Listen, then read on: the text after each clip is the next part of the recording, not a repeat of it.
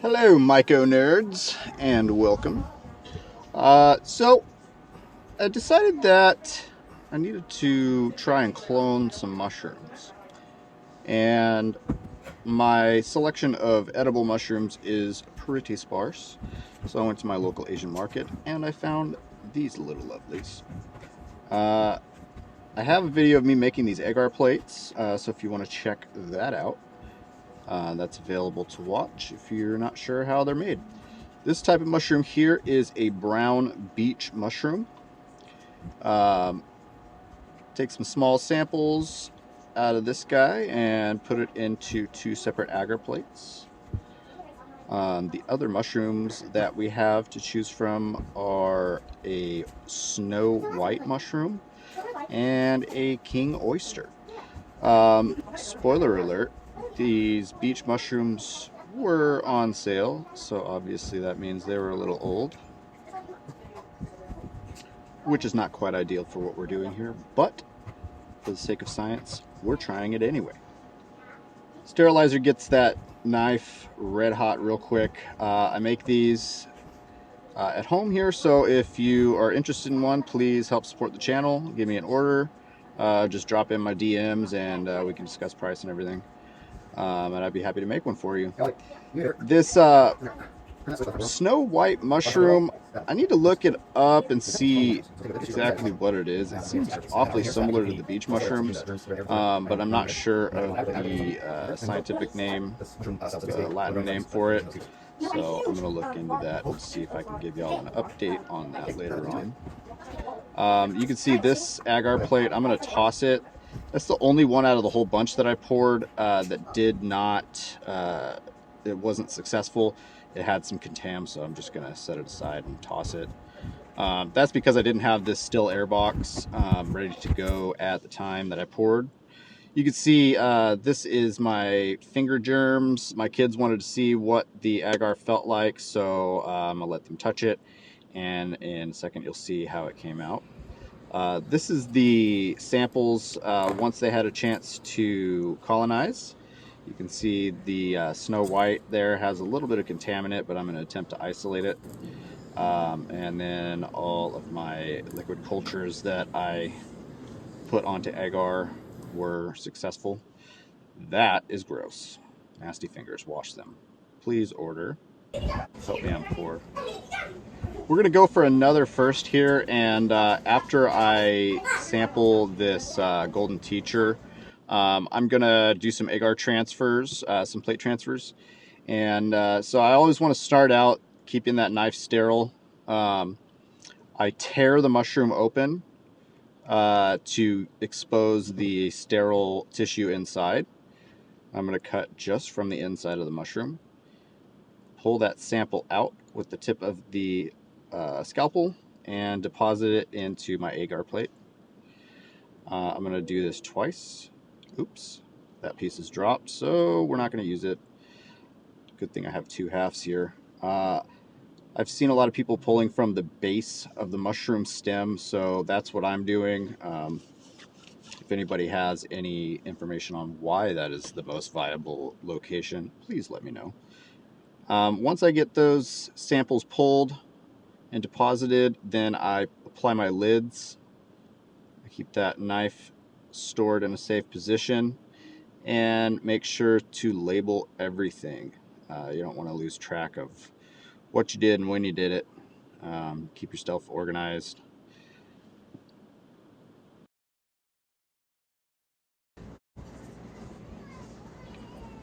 Now I'm going to take and inoculate a new liquid culture with this JMF strain that I have. I had another one, but I let it sit out too long and didn't get it into the fridge, so it kind of crapped out on me.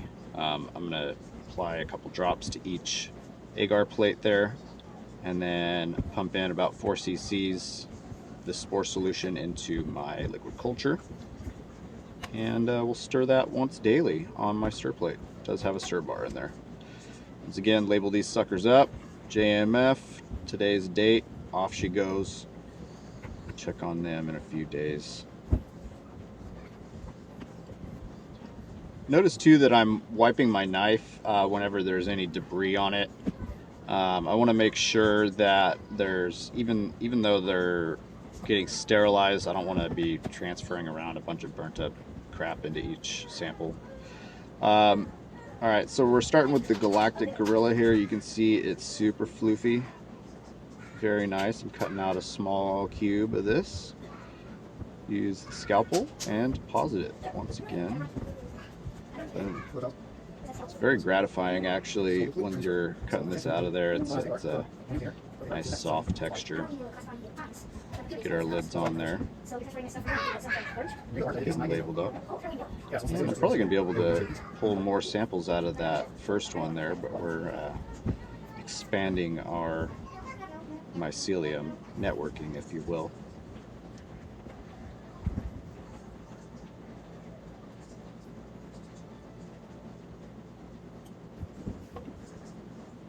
This galactic gorilla strain is super vigorous. I love this strain so far. I can't wait till it fruits. I've got some tubs that are going to be ready soon.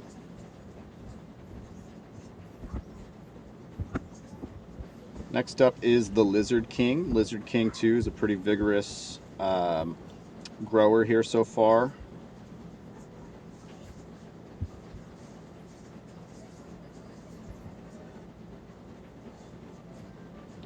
It's going to be the same thing here for all of them. I'm taking 2 samples out of each one and getting them into their own subsequent agar plates.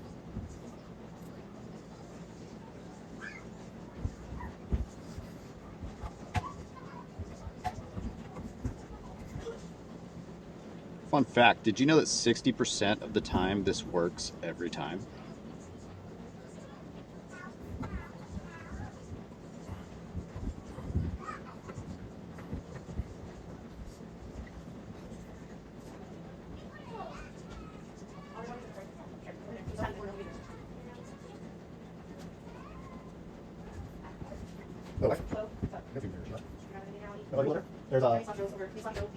There's more answers in there.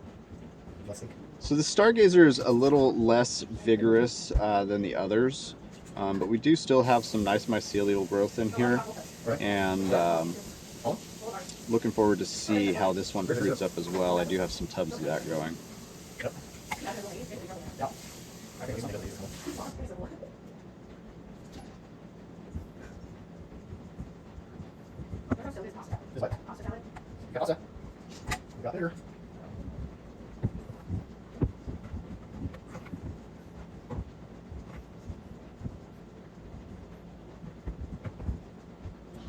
Now we're getting into the nitty-gritty. We've got the samples that we pulled. First one here is going to be the king oyster, which is totally successful and had some good growth. So I'm looking forward to see how this one fruits out for me.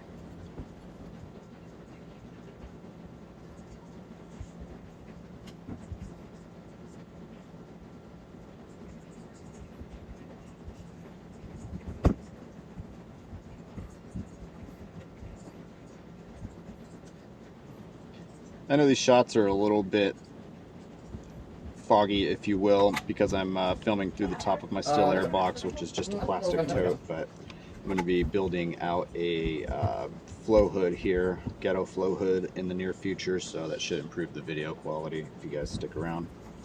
Next up is the snow white mushroom clone.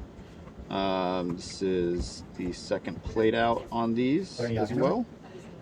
There's a little bit of contam in this one, and I'm attempting to isolate from the side. There's 2 pieces of tissue that I put into this container, and only one area of it had contam, so I'm hoping that in subsequent plates that it will be better. Beach was a big fat fail.